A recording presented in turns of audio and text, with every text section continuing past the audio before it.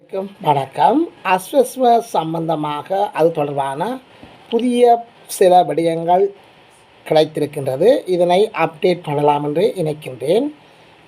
அஸ்வஸ்வ சம்பந்தமாக அவ்வப்போது நாங்கள் சரியாக உறுதிப்படுத்தப்பட்ட செய்திகளைத்தான் வெளியிடுகின்ற நாங்கள். அவ்வாறு உறுதிப்படுத்தப்பட்ட செய்தியாக இந்த செய்தி இடம்பெறுகின்றது.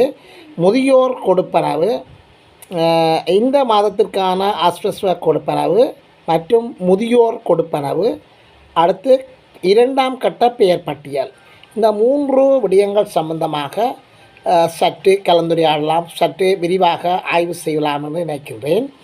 முதல்ல இந்த மாதத்துக்கான கொடுப்பனவுகள் தொடர்பானது. இந்த மாத கொடுப்பனவுகள் அஸ்வஸ்வ கணக்கில் கடந்த 7ஆம் தேதி வைப்பிலிடப்பட்டிருக்கின்றது. அஸ்வஸ்வ கணக்கில் வைப்பிலிடப்பட்டிருக்கின்ற அந்த பணம் இப்பொழுது நீங்கள் 7ஆம் தேதி கடந்த 7ஆம் தேதி அஸ்வஸ்வ கணக்கில் வைப்பில் இடப்பட்ட பணத்தை இப்பொழுது நீங்கள் எடுத்துக்கொள்ளக்கூடியதாக இருக்கும் என்று நினைக்கின்றேன்.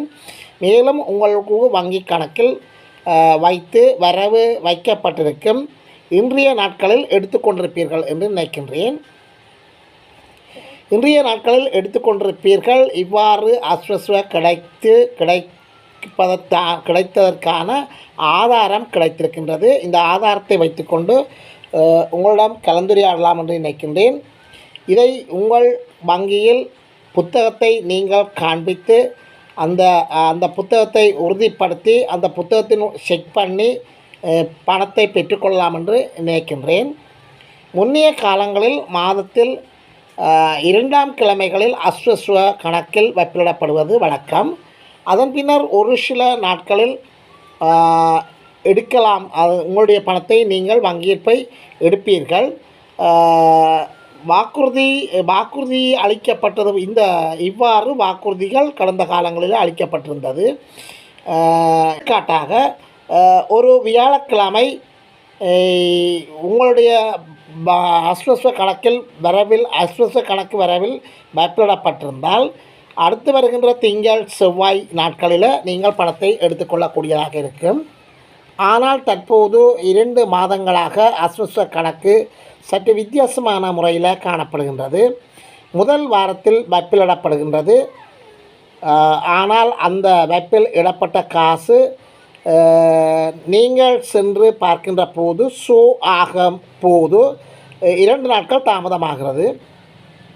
அதாவது வைப்பிலிடப்பட்டு 2 நாட்கள் தாமதமான பிறகுதான் அந்த காசு வந்திருக்கிறது இல்லையோ என்று சொல்லி நீங்கள் அறியக்கூடியதாக இருக்கும். 7ஆம் தேதி வைப்பில் இடப்பட்டிருக்கின்றது. ஏனென்று சொன்னால் அதை 9ஆம் தேதியே பார்க்கும்போது தான் 7ஆம் தேதி பார்க்கும்போது தான் அந்த பணம் வந்திருக்கின்றது அல்லது வந்திருக்கவில்லை என்று சொல்லி வழங்கக்கூடியதாக இருக்கும். 7ஆம் தேதி வைப்பில் இடப்பட்டிருக்கின்றது என்ற செய்தி தெரிகின்றது. அதன் பின்பு 10-15 நாட்களில் தான் வங்கியில் எடுத்துக்கொள்ளக்கூடியதாக இருக்கும். இப்படியான நிலைதான் இப்போ 2 மாதங்களாக தொடர்கின்றது. ஆகவே கொடுப்பனவு என்கின்ற போது, அதாவது கொடுப்பனவு எமக்கு கிடைக்கவில்லை, எமக்கு பணம் தாமதமாகின்றது என்று சொல்லி நீங்கள் தாமதம் அடையமே தவிர ஆனால் கிடைக்கும். எமக்கு கிடைக்கவில்லை என்று விரக்தி நிலை நீங்கள் அடைய வேண்டிய அவசியம் ஏற்படாது. உங்களுக்கு கொடுப்பனவு அஸ்வஸ்வ கணக்கில் வைப்பில் இடப்பட்டால் அல்லது கண்டிப்பாக அதை எடுத்துக்கொள்ளலாம். 10-12 நாட்களின் பின்னர் நீங்கள் காலதாமதமானாலும் எடுத்துக்கொள்ளலாம். எனவே வைப்பிலிடப்பட்ட பணத்தை எவரும் எடுத்துக்கொள்ள முடியாது என்று சொல்லி ஒரு நியதி இல்லை. வைப்பிலிடப்பட்ட பணத்தை நீங்கள் எடுத்துக்கொள்ளலாம். இங்கே அந்த வைப்பிலிடப்பட்ட பணத்தை எப்பொழுது எடுத்துக்கொள்ளலாம் என்ற திகதியை உறுதியாக கூற முடியாது. ஏனென்று சொன்னால் அஸ்வஸ்வ எப்போது எடுக்கலாம், வங்கியில் எப்போது எடுக்கலாம் என்ற தேதியை தெளிவுபடுத்துகின்ற போது பல பிரச்சனைகளை எதிர்கொள்கின்றோம். குறித்த திகதியை அஸ்வஸ்வ நிறுவனங்கள் அல்லது அஸ்வஸ்வ நலன்புரிகள் சபை வெளியிடுகின்ற போதுதான் அந்த திகதியை நாங்கள் கூட உங்களுக்கு தெளிவுபடுத்தி கூறக்கூடியதாக இருக்கும். அஸ்வஸ்வ கணக்கில் உங்களுக்கு வரவு வைப்பிலிடப்பட்டிருக்கின்ற அந்த பணத்தை நீங்கள் எப்போ சென்றும் எடுக்கலாம் என்பதில் உறுதியாக இருங்கள். குறிப்பிட்ட தேதியை நலன்புரி சபையால் தெரிவிக்கும் போது மட்டும்தான் அதை நாம் தெளிவுபடுத்துவோம். இந்த நாள் இந்த தேதியில் எடுக்கலாம் என்று சொல்லி வெளியிடுகின்ற போது அதை நாம் வெளியீடு செய்யலாம். ஆகவே நலன்புரிகள் சபையால் அறிவிக்கப்படுகின்ற போது மட்டுமே உத்தியோகபூர்வமாக அந்த தகவல்களை நாங்கள் உங்களுக்கு அறிவிக்கக்கூடியதாக இருக்கும். நலன்புரிகள் சபை அறிவிக்காத பட்சத்தில் நாங்களும் உங்களுக்கு அறிவிக்காத சூழ்நிலை தான் காணப்படும்.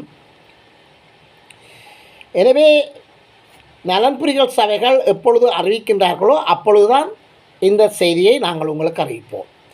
இனி அடுத்ததாக அஸ்வஸ்வ கணக்கில் வெப்பில் இடப்பட்டு காலதாமதம் செய்வது பெறக்கூடிய அஸ்வஸ்வ கணக்கில் இனிவரும் காலங்களில் உங்கள் கொடுப்பனவுகள் அஸ்வஸ்வ கணக்கில் வெப்பிடப்பட்டிருந்தால் காலதாமதம் செய்தாவது பெறக்கூடியதாகத்தான் இருக்கும்.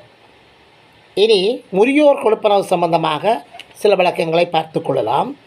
முதியோர் விளக்கங்கள் முதியோர் இந்த மாதத்திற்கான மே மாத முதியோர் கொடுப்பனவு சம்பந்தமாக சில தகவல்களை நாங்கள் உங்களுக்கு அறிவிக்கலாம் என்று நினைக்கின்றேன்.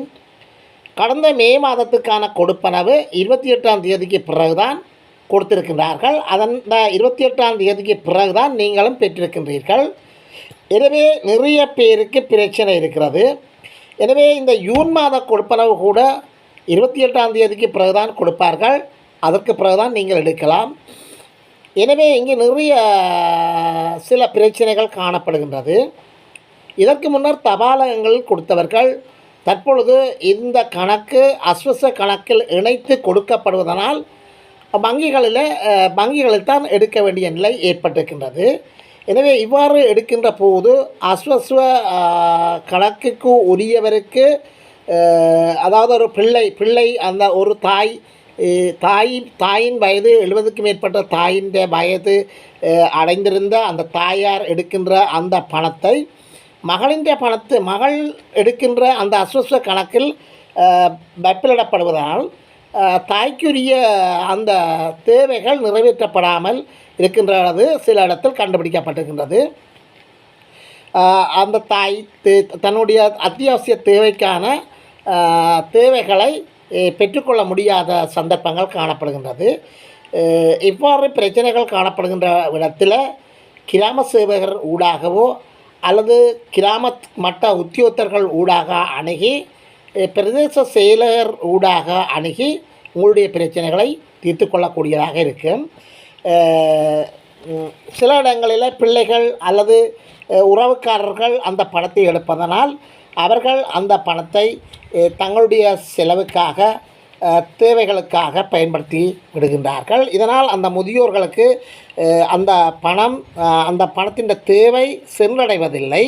எனவே இது முதியோர்களுக்கு வழங்கப்படுகின்ற பணம் முதியோர்களுக்கு சென்றடைய வேண்டும் என்பதுதான் அரசாங்கத்தினுடைய நியதியாக இருக்கின்றது.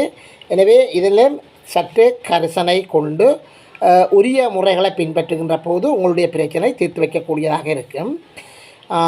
அடுத்ததாக இந்த பிரச்சனையை தீர்த்து கொள்வதற்காக முன்னைய காலங்களில் தபாலகங்களில் வழங்கப்பட்டது போல போஸ்ட் ஆஃபீஸில் இந்த பணத்தை வழங்குகின்ற போது பிரச்சனைகள் ஓரளவு தணிக்கலாம் என்று நினைக்கின்றேன். அடுத்த மிக முக்கியமான விஷயம், இரண்டாம் கட்ட இரண்டாம் கட்ட பெயர் பட்டியல்கள் வெளிவந்திருக்கின்றதா என்று சொல்லி நீங்கள் வினவக்கூடியதாக இருக்கின்றது. பலர் என்னிடம் கேட்டிருக்கின்றார்கள், இரண்டாம் கட்ட பதிவுகாரருக்கு பெயர் பட்டியல்கள் வெளியிடப்பட்டிருக்கின்றதா? இரண்டாம் கட்ட விண்ணப்பதாரர்களுக்கான பெயர் பட்டியல்கள் என்கின்ற போது இதுவரை அஸ்வஸ்வ கணக்கில் எதுவிலும் பதிவு செய்யப்படாமல் இரண்டாம் கட்டத்திற்காக தங்களுடைய பெயர்களை பதிவு செய்தவர்களைத்தான் இது கருதுகின்றது. இந்த இரண்டாம் கட்ட விண்ணப்பதாரர்களுக்கான பெயர் பட்டியல்கள் இன்னும் வெளியாகவில்லை. இந்த இரண்டாம் கட்ட விண்ணப்ப படிவம் பெயர் பட்டியல்கள் வெளியாகின்ற போது அதனை நாங்கள் உங்களுக்கு சமர்ப்பிக்கக்கூடியதாக இருக்கும்.